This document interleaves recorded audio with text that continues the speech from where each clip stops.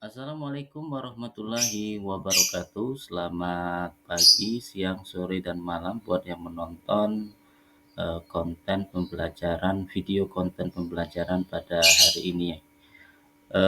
Yang akan kita bahas yaitu hanya refleksi ya materi-materi sebelumnya yang pernah kalian pelajari. Semoga dengan video ini kalian bisa memahami ya poin-poin penting apa saja ya untuk mengingat kembali ya apa saja yang disampaikan sebelumnya ya. Ini kita hanya membahas refleksi, mengulang kembali ya untuk agar kalian tahu poin-poin penting mana yang akan kalian pelajari. Oke, yang pertama kita akan masuk pada jenis gambar atau ilustrasi ya.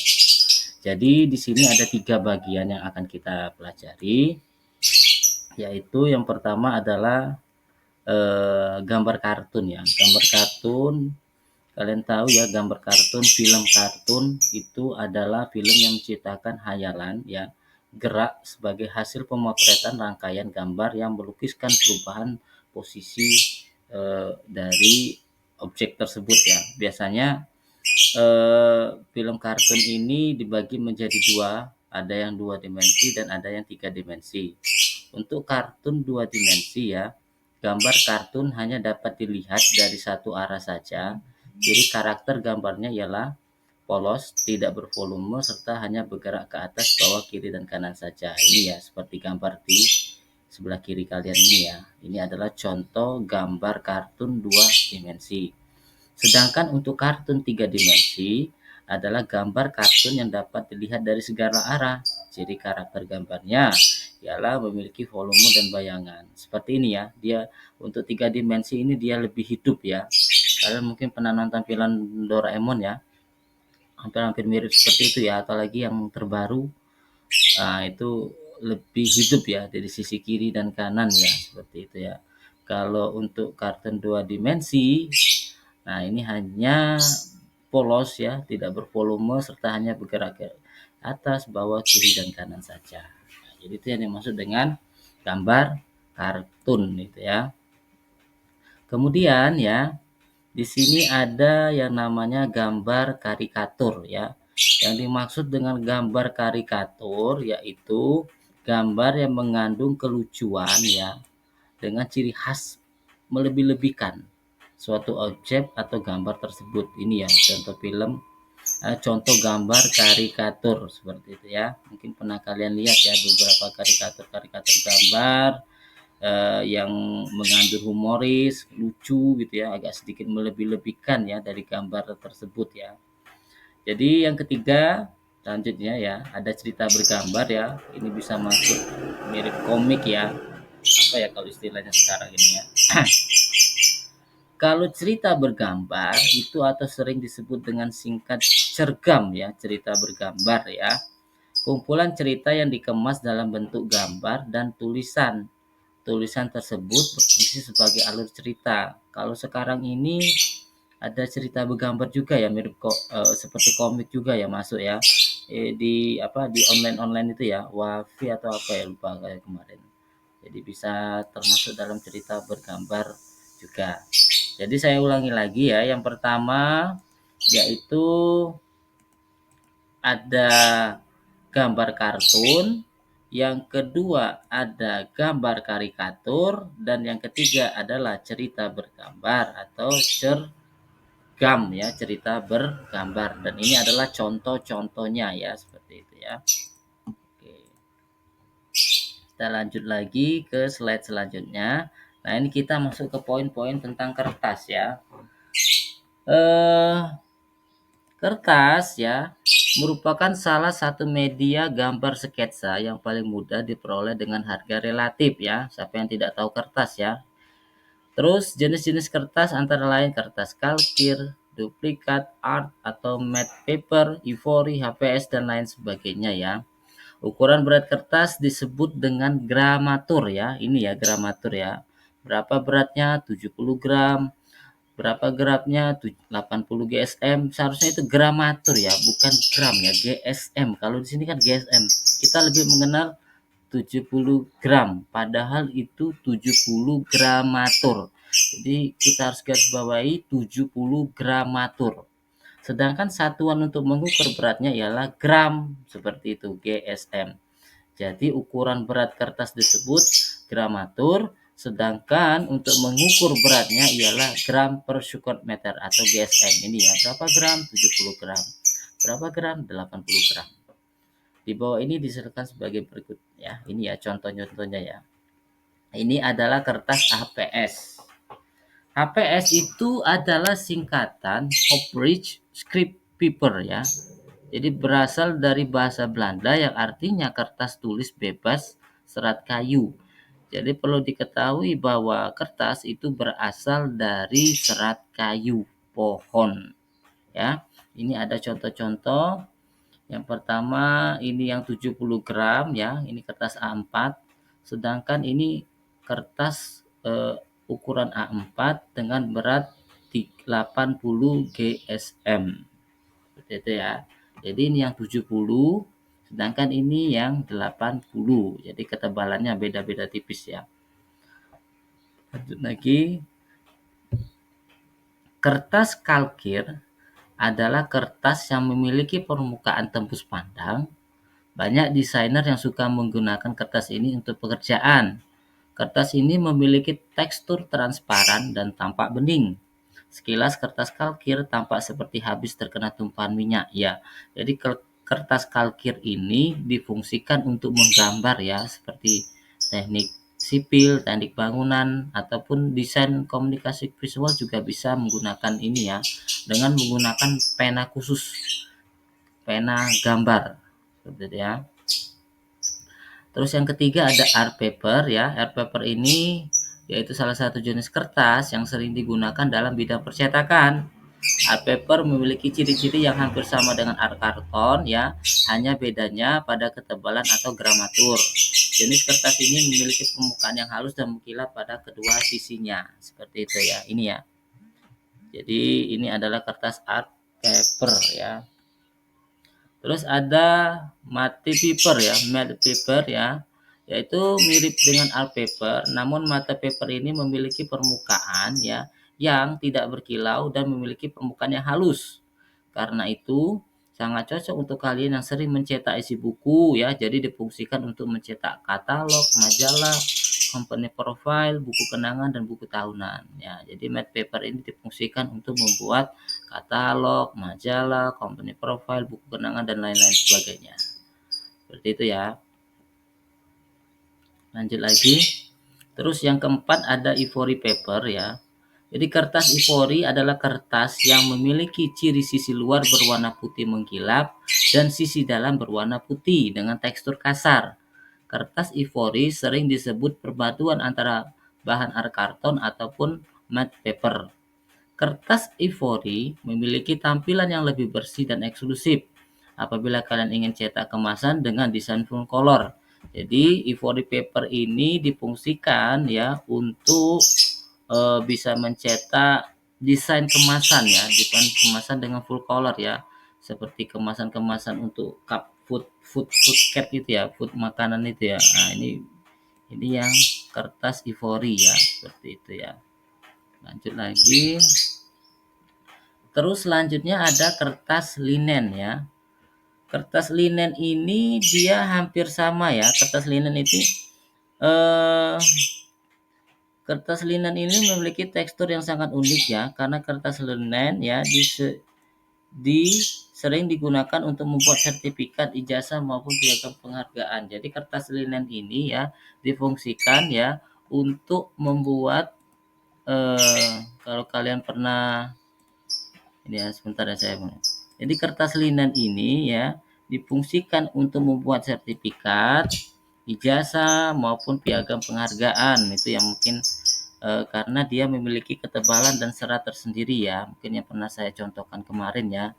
Jadi linen paper ini atau BC ya biasanya disebut ya, ini kertas linen sering digunakan untuk membuat sertifikat, ijazah maupun piagam penghargaan. Kertas linen sering disebut dengan kertas linen Jepang atau carbon linen. Kertas linen memiliki beberapa karakteristik yang mirip dengan kertas kain linen. Karakteristik tersebut antara lain sebagai berikut: memiliki gramatur 150 sampai dengan 350 GSM, sehingga relatif tebal, ya betul. Kemudian memiliki tekstur kaku seperti kertas karbon. Permukaan kertas kasar dan teksturnya lebih terlihat jelas bergaris-garis ya. Jadi dia kertas sertifikat ini ya kalau saya menyebutnya. Kertas linen ini dia memiliki ketebalan sampai dengan 350 gram. Dia tebal, terus dia ada serat-serat bergaris-garis ya. Kemudian kedua, permukaan kertas terlihat tebal ini ya, agak terlihat tebal, kesat ya, kesat juga bisa disebut dengan kesat. Jadi kertas linen ini difungsikan untuk membuat sertifikat ataupun piagam ataupun yang lain sebagainya ya. Misalnya kertas ini yang kita pakai. Lanjut lagi. Kemudian ada kertas karton. Kertas karton merupakan jenis kertas yang umumnya digunakan untuk membuat kartu nama, brosur, sampai pembuatan kotak makanan dan minuman dengan berbagai bentuk. Biasanya warna kertas art karton ini putih mengkilap pada kedua sisinya ya. Jadi art karton ini umumnya biasa dibuat untuk brosur itu ya, brosur-brosur, kartu nama. Nah, ini pas membuatnya dari menggunakan art karton. Lanjut lagi, kita masuk ke konsep karya desain komunikasi visual melalui sketsa ya. Jadi kita akan bahas yang pertama adalah poster. Siapa yang tidak tahu poster ya? Poster adalah karya desain grafis yang dibuat pada selembar kertas yang membuat komposisi gambar dan huruf. Poster dibuat pada selembar kertas yang berukuran besar ataupun kecil ya. Biasanya standar kita A3 ya. Pengaplikasiannya dengan cara ditempel pada dinding yang dapat dilihat oleh banyak orang, karena poster biasanya dibuat dengan warna-warni, kontras, dan kuat. Fungsi poster biasanya menjadi sarana iklan, pendidikan, propaganda, sosialisasi, dekorasi, ataupun berupa salinan karya seni terkenal. Berikut adalah macam-macam poster yang telah dikelompokkan oleh para desain grafis berikut ini ya. Kita akan langsung masuk. Nah, ini adalah poster teks ya, contohnya ya, Selamat Hari Guru Nasional. Jadi yang ditampilkan di sini adalah teksnya ya. Jadi poster teks dapat dikatakan sebagai poster yang paling tua. Poster teks memiliki ciri mengutamakan teks ini ya sebagai suatu informasi, namun ada juga terselip elemen-elemen gambar seperti simbol, simbol instansi atau simbol dari sebuah perusahaan yang membuat apa dari poster ini ya, ataupun ornamen-ornamen lainnya. Seperti itu ya. Jadi selamat Hari Guru Nasional. Guruku adalah inspirasiku. Jadi yang akan ditampilkan di sini adalah lebih ke teks-teksnya. Lanjut lagi. Poster bergambar adalah adalah memiliki gambar yang warna-warni sehingga terkesan menarik. Poster bergambar ini sudah banyak yang kalian lakukan ya di sini ya. Jadi yang pernah kalian buat itu masuk dalam poster bergambar ya. Ada gambar, ada tulisannya juga, ada ornamen-ornamen juga warna-warni di belakangnya sini ya.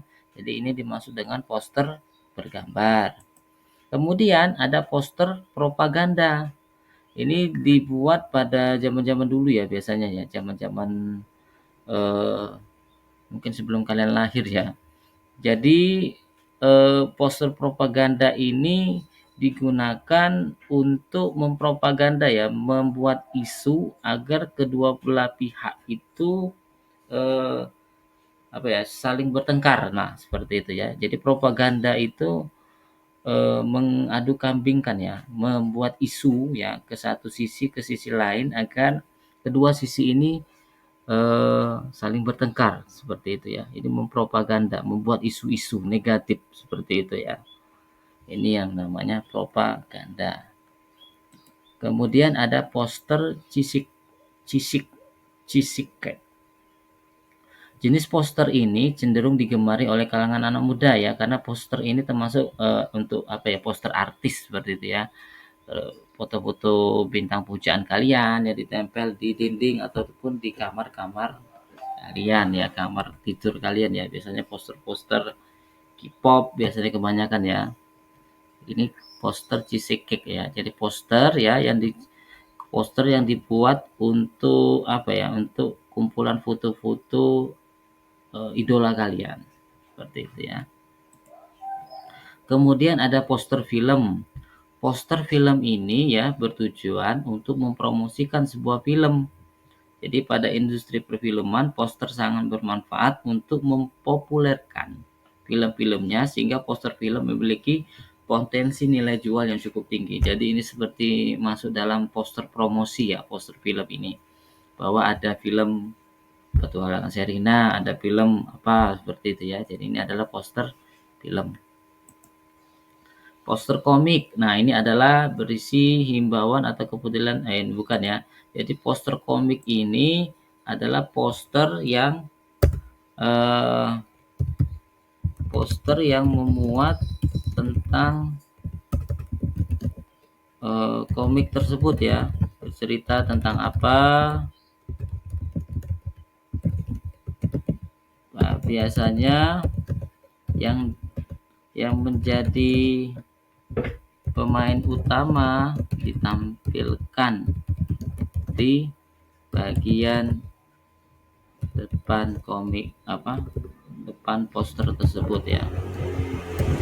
Jadi ini sama ya seperti poster film ya. Poster komik ini juga untuk menarik atau mempopulerkan dari komik tersebut agar bisa dilihat oleh halayak banyak ya, seperti itu. Ini adalah contoh poster komik One Piece. Lanjut lagi.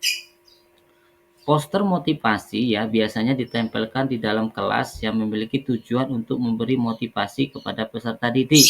Nah, ini ya.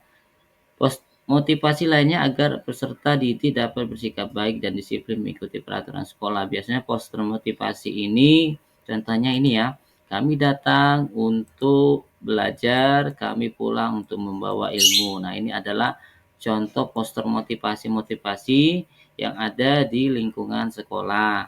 Bisa kalian buat juga, contohnya seperti apa untuk memotivasi-motivasi agar kalian semangat belajar, agar kalian eh, bisa bisa mengerti seperti bagaimana cara berpakaian yang rapi di sekolahan, bagaimana rambut agar tetap rapi di sekolahan. Nah, seperti itu. Mungkin juga aturan-aturan di sekolahan bisa juga seperti itu ya. Lanjut lagi. Poster layanan masyarakat ya. Poster layanan masyarakat atau social campaign ya merupakan jenis poster yang bertujuan untuk tidak komersil ya. Poster ini bertujuan memberikan edukasi atau memberikan pengetahuan terhadap layanan kepada masyarakat. Misalkan contoh, yang ayo pakai masker karena ada COVID yang mengintai.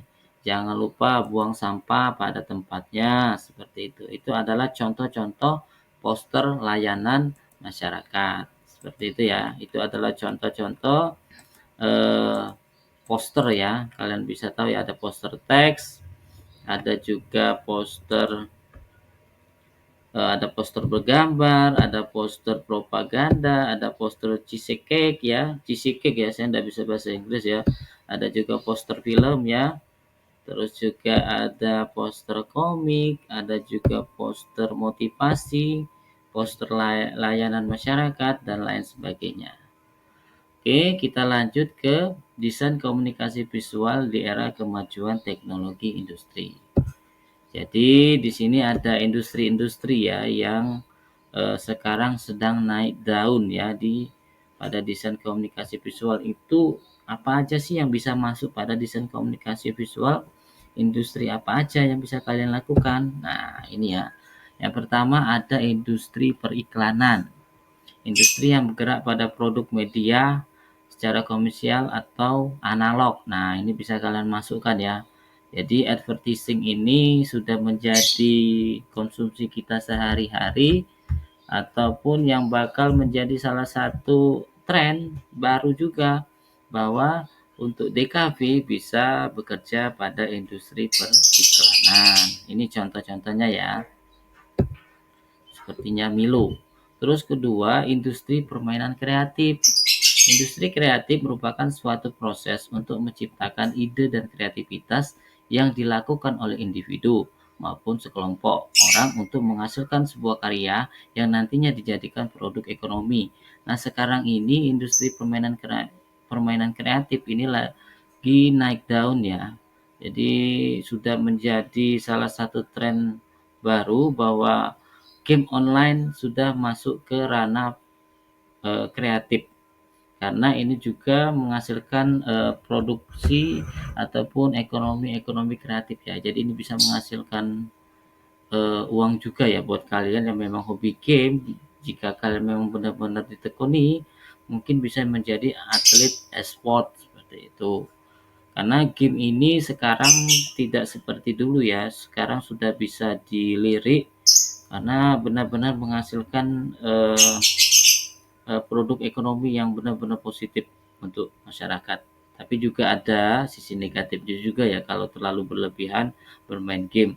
Alangkah baiknya jika kalian yang hobi main game bisa ke depannya mencoba untuk masuk ke dalam industri permainan kreatif. Kita lanjut lagi ya. Nah, ini industri multimedia ya. Industri multimedia adalah hasil produk dari proses penggabungan beberapa media. Contoh audio, teks, animasi, grafik. Seperti itu. Interaktivitas ya serta video. Untuk menyampaikan sebuah informasi ya, hasil dari proses itulah yang dinamakan produk multimedia. Contohnya seperti musik, video, film, game, entertainment, dan lain sebagainya. Lanjut ya. Nah, ini industri musik. Suatu produk industri seni musik membutuhkan komunikasi untuk promosi produk karyanya secara tersegmen sesuai pasaran maupun halayak.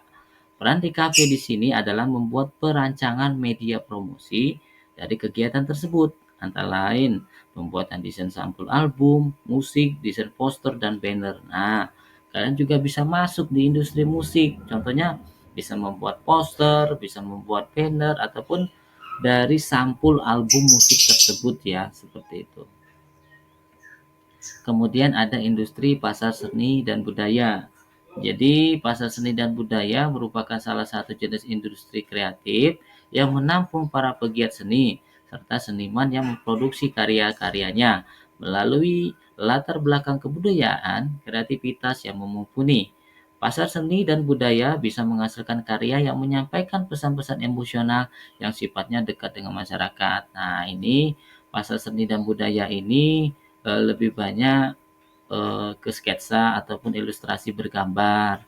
Mungkin kalian yang suka nyeket bisa masuk ke dalam industri pasar seni dan budaya, bisa melukis seperti itu ya, bisa menggambar. Nah, ini bisa masuk ke industri pasar seni dan budaya. Kemudian ada industri penerbitan ya. Jadi industri kreatif dalam bidang penerbitan dan percetakan banyak memproduksi hasil atau karya dalam bentuk tulis seperti buku, majalah, koran, undangan, dan lain sebagainya. Namun seiring dengan perkembangan teknologi, para kreator sudah banyak yang memulai mengacu pada karya tulis dalam bentuk digital ya, betul. Misalnya ada e-book sendiri, ada blogger ataupun website. Nah, sekarang ini lagi booming digital marketing mengenai SEO ataupun website ini ya. Bagaimana sih website kita di dalam pencarian bisa menempati ranking pertama dalam pencarian searching ya, mesin pencari. Lanjut lagi. Yang terakhir adalah industri desainer web. Nah, ini juga penting ya sekarang ada digital marketing, ada UI atau UX ya untuk membuat bagaimana sih mendesain web itu biar menarik tampilannya. Nah, itu juga ada sekarang ya UI ya kalau saya bilang ya. Industri kreatif dalam bidang desainer web adalah perancang web ya. Adalah istilah umum yang digunakan untuk mencakup bagaimana isi web konten yang akan ditampilkan. Ya, betul ya. Kalau sekarang itu ada copywriting, ada UX, banyak sekali ya yang melahirkan profesi-profesi baru di zaman yang sudah canggih ini ya. Jadi tidak hanya kalian menerbitkan buku, hanya mencetak buku saja. Sekarang ini bisa melalui websitenya sendiri atau konten kalian sendiri ataupun blogger kalian sendiri ya. Banyak sekali ya yang bisa menjadi sarana ataupun choice dari pilihan kalian sendiri. Itu adalah jenis-jenis industri ya yang ada di desain komunikasi visual. Ada industri, saya ulangi lagi ya, ada industri periklanan, ada industri permainan kreatif, industri multimedia, industri musik, industri pasar seni dan budaya, industri penerbitan, dan industri desainer web. Seperti itu ya. Itu adalah tentang masalah industri pada desain komunikasi visual. Silakan ketika kalian sudah tahu mana yang akan kalian masuki, bisa kalian coba ya, sesuai dengan hobi, minat, dan bakat kalian. Lanjut lagi, kita akan merefleksi tentang rambu-rambu K3 ya. Jadi di sini ya, saya akan jelaskan sedikit ya. Di sini ada rambu-rambu K3, terus juga ada warna simbol dan uraian atau arti ya. Jadi subkelompoknya ini satu-satu ya. Apabila kalian menemukan logo atau lambang warna merah ya, lingkaran, terus ada garisnya ya di tengah, garis hitam ya. Jadi garis hitam bercampur warna merah itu artinya rambu dilarang. Berarti tidak boleh sama sekali ya. Kalau ada simbol seperti ini ya, maka itu dilarang. Jadi contoh ini ya, rambu dilarang merokok di area ini. Berarti tidak boleh merokok di area ini karena berbahaya. Pasti ada sesuatu yang bisa meledak ataupun yang tidak boleh digunakan di area tersebut gitu ya. Berarti dilarang ini sangat berbahaya ya. Kemudian ada subkelompok di 1.2 berwarna biru ya, dengan warna biru dengan bentuk bulat ya, bulat putih biasanya. Nah, ini dimaksudkan ya, rambu-rambu ini dimaksudkan agar kalian wajib mengikuti. Nah, wajib menggunakan pelindung, wajib menggunakan sarung tangan di area tersebut. Jadi kalau ada atau pernah kalian melihat warna biru putih biasanya ya, terus berbentuk oval atau bulat ya, itu artinya kalian harus wajib menggunakan alat-alat yang ada pada simbol tersebut. Kemudian jika kalian menemukan simbol segitiga ya, bentuknya segitiga dengan garis outline-nya hitam dan garis tengahnya adalah berwarna kuning, itu waspada. Hati-hati di area ini. Hati-hati, ada banyak anak kecil seperti itu. Hati-hati, benda tajam. Hati-hati, licin. Seperti itu ya. Lanjut lagi, jika kalian menemukan bentuknya persegi dengan warna hijau putih ya, nah itu artinya rambu lokasi atau peralatan pertolongan pertama pada kecelakaan. Nah ini biasanya untuk P3K. Seperti itu ya, warna hijau putih dengan bentuk persegi. Kemudian ya, kalau kalian menemukan, nah ini ya beda dengan yang atas ya. Kalau yang ini warna merah tapi bentuknya persegi. Berarti itu namanya ya rambu lokasi alat pemadaman ringan. Ini biasanya kalian lihat di mana ya, di tempat pom bensin warna merah ya, warna merah putih ya. Berarti itu adalah alat pemadaman ringan ya, atau APAR seperti itu ya. Singkatan dari APAR adalah alat pemadaman api ringan seperti itu. Terakhir ya, kalau kalian menemukan outline-nya berbentuk persegi, terus warna hitam, tapi full colornya warna putih, jadi dia gabungan warna hitam dan putih ya. Nah itu artinya atau dimaksudkan rambu lokasi toilet untuk pria. Jadi hanya menginformasikan ya bahwa ini untuk rambu toilet untuk pria, toilet untuk perempuan, seperti itu ya. Ini biasanya yang ada di layanan-layanan umum ya, seperti itu. Oke, saya ulangi lagi, di sini ada 1, 2, 3, 4, 5, 6. Apabila kalian menemukan bentuk bulat ya, terus ada garis merahnya di tengah, gambarnya berwarna hitam, nah itu dilarang ya, wajib ditaati ya.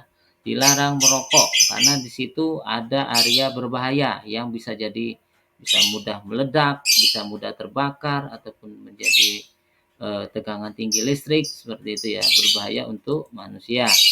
Kemudian apabila kalian menemukan bentuk bulat warna biru putih, itu kalian harus wajib menggunakan sesuatu ya yang dari rambu tersebut difungsikan. Misalkan dilarang wajib menggunakan pelindung keselamatan tangan di area kerja ini. Ini ya contohnya ya.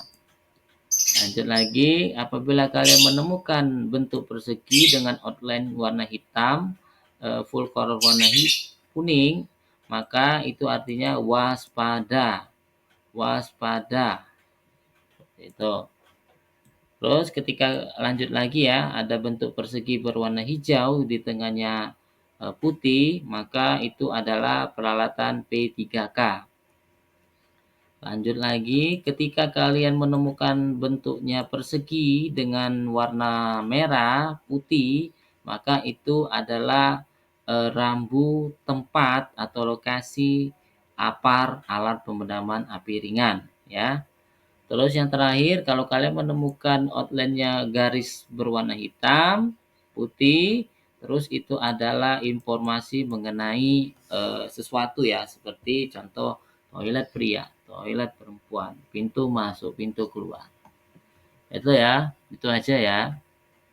Oke, mungkin dari sini ya yang dapat saya sampaikan ya. Semoga refleksi dari kegiatan materi ini bisa membantu kalian dalam belajar ya mengenai poin-poin apa saja sih yang akan kalian pelajari selama seminggu ini.